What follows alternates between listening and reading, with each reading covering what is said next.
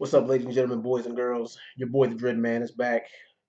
At first, I didn't even really want to make this video because of the nature of the topic, because everyone's spoken their piece on it and it's pretty much been done to death. I mean, we talk about this every damn year. But it was a video topic request, so I decided why not. First off, my heart's prayers and condolences go out to the people who lost their lives and the families who are currently going through this. The shootings in Dayton, Ohio, and El Paso, Texas this past weekend. My condolences go out to you guys. But mainly, with all these mass shootings in America, when is this going to end? That's my biggest question: is when is this going to end? It's got to end sometime. There's got to be some light at the end of the tunnel. It's all they say. Things are always going to get worse before they get better. It's always darkest before dawn. But look at what kind of country we live in. We live in a country where unarmed black people get shot by police officers just for looking at them funny or for even doing a routine traffic stop. Then a white person or a mass shooter can walk into a mall with a fully loaded gun and nobody stops him. That's the kind of country we live in. I mean, just look. I mean, just look at the statistics too. There has been more mass shootings in America this year, just this country alone, than there have been every single major country in the world combined. Now, tell me that's not a coincidence. Now, are there mass shooters of other races? Absolutely. But the thing is, these guys are actually brought to justice. Now, I know, some people who feel the right to defend this. I mean, whatever, go ahead, defend whatever you want. But a lot of people say, well, at least, there's justice. There is justice going to be served because they turn themselves in. Just because these guys turn themselves in, they give themselves up. I mean, one, they don't really have a choice because the police probably would shoot them. But yeah, just because they turn themselves in doesn't make it right. It's not going to bring back the lives of everybody who they took. But yeah, it's just that racial profiling in America is really big, and also the whole gun control topic, the issues with gun control, and of course our president, felt the need to speak on this. I mean, he gave his condolences and everything, but of course he wants to make the main excuse that video games are the problem. What? I've been playing Mortal Kombat and Grand Theft Auto ever since I was 11 years old, and not once have I wanted to shoot up a mall, a movie theater, or a library or a school. Not once. And like I said, this is the saddest part about it is like a lot of mass shooters, like a lot of like these white mass shooters, a lot of them get played. They get the label of mentally ill. I've said this before. I'll say it again. If the mass shooter was a black male, not only would he get shot and killed on sight by the police, he'd get labeled as a menace to society, gang member, yada yada yada. If he's Hispanic or Latino or someone from South America, he get labeled as an illegal immigrant. And then if he's Middle Eastern or he's Arabic or Muslim, then he get labeled as a terrorist. But anybody who's white who's a mass shooter is mentally ill. But these young white males, they're the ones who are doing the mass shootings. Now, I don't know why their mental health is. The thing is, their mental health is always the first thing brought into question, and I don't understand why. This is why you shouldn't even let people who are mentally ill have a gun, and that's the biggest thing. I talked about this on my Facebook page.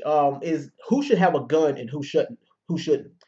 And the thing is, I feel like there should be an ultimatum. I feel like either everyone should be able to open carry, or nobody should be able to open carry. Everybody should have a gun, or nobody should have a gun. But see, here's the problem with that is if everybody has a gun, that means the damn purge is gonna happen. I mean, if you give guns to everybody, regardless of age, regardless of race, regardless of criminal background, if they got a felony or not, they got a clean record. But see, that's what makes it even tougher, because the U.S. government is like, well, this person, he doesn't have any mental health issues, but he does have a previous criminal record, so we're not going to give him a gun. And then meanwhile, you got this person with no criminal record, but they have their mental health is in question, and yet they're allowed to have a gun. You see what makes it? You see that makes no sense. And a lot of these white male shooters, I mean, if you just look at them, they don't have any families. I mean, I ain't saying they don't have any families, but they don't have any families of their own. They're not married. They don't have any children. A lot of them probably don't have any friends. So it's nothing for them to go in and shoot up a public place. It's nothing for them to go and shoot up a mall or a movie theater or a Walmart. You don't want to know why? Because they have nothing to lose. So, of course, if they don't have anything to lose, then they don't have a problem shooting up or a public place or taking innocent lives.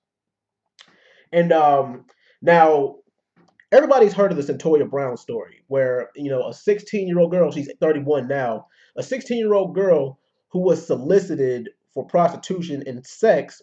She killed the man who was soliciting her and who having sex with her. And she was sentenced to life in prison, but she only served 15 years of that, which to me is that's ridiculous in itself. Because I guarantee you, if Santoya Brown was a 16-year-old white girl being solicited for prostitution, here's what would have happened. The police would have took her in, questioned her for a couple of hours, and then they would have been like, "Oh, well, this is an open and shut case. She was scared, and she was afraid, and she was fending for her life. It was self defense." And then she'd be in and out. She wouldn't have served a single day in jail if she was white. And on another hand, a lot of you guys probably like a lot of kids like 2000s kids probably don't even remember or haven't even heard this story. I mean, there was a guy in the 1980s called Bernard Getz. He's also known as the Subway Vigilante. Look him up. He was he's on a New York City subway while five men surrounded him and tried to rob him. So he pulled out a revolver and shot five of them. Now, the thing is, here's the thing, regardless of race, now he was completely and perfectly 100% in the right. Because guess what? If you try to run up on me and rob me and I have a gun on me, oh no, I'm letting off on your ass. I'm completely unloading on every last one of y'all. But see, like I said, that raises the question of who should have a gun and who shouldn't.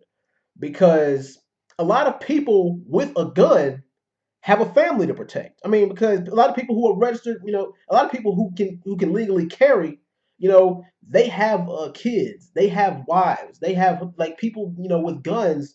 They don't do it. They don't tote guns just to, for the sake of doing it. They have families to protect. Now, I agree that there's, a lot of black on black crime. There's a lot of, these shootings in urban areas like Chicago and LA and even some parts of southern Texas. But guess what?